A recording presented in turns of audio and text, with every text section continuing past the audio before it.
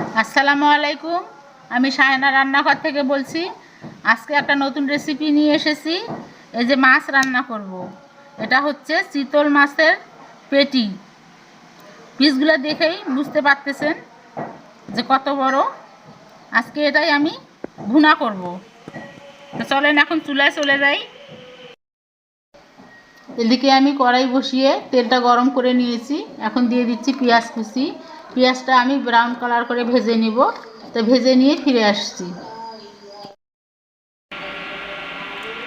আমার পেঁয়াজটা দেখেন ভাজা হয়ে গেছে। এখানে আমি দিয়ে দিচ্ছি প্রথমে লবণ, পরিমাণ মতো লবণটা দিলাম। হলুদও পরিমাণ মতো দিচ্ছি, আপনারা আপনাদের পরিমাণ মতো দিবেন। ঝালটাও আপনারা আপনাদের পরিমাণ মতো দিবেন। মরিচের গুঁড়া দিয়ে দিলাম, দিয়ে দিচ্ছি জিরার গুঁড়া।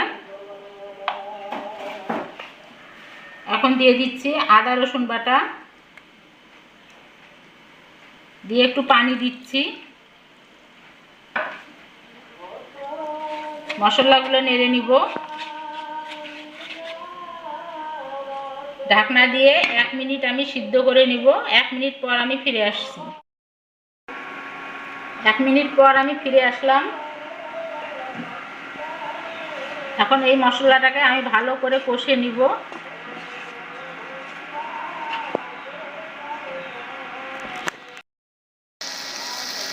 আমার কষিয়ে নেওয়া হয়ে গেছে। যখন দেখবেন যে আদা রসুনের গন্ধটা চলে গেছে, রান্না করার সময় অবশ্যই বুঝতে পারবেন যে এরকম করে কষাতে কষাতে একটা আদা রসুনের গন্ধ থাকে, সেটা কিন্তু চলে যায়। একটা সুন্দর একটা ঘ্রাণ আসে। তখন বুঝতে হবে যে মশলাটা ভুনানো হয়ে গেছে। এখন আমি দিয়ে দিচ্ছি এখানে পরিমাণ মতো পানি।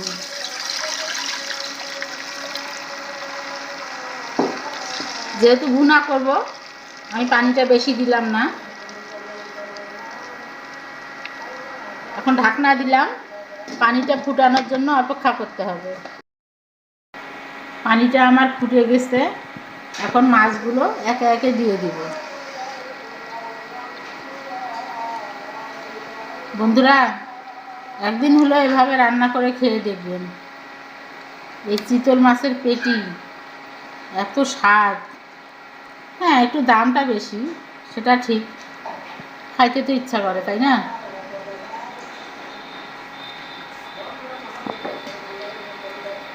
এখন আমি ঢাকনা দিলাম।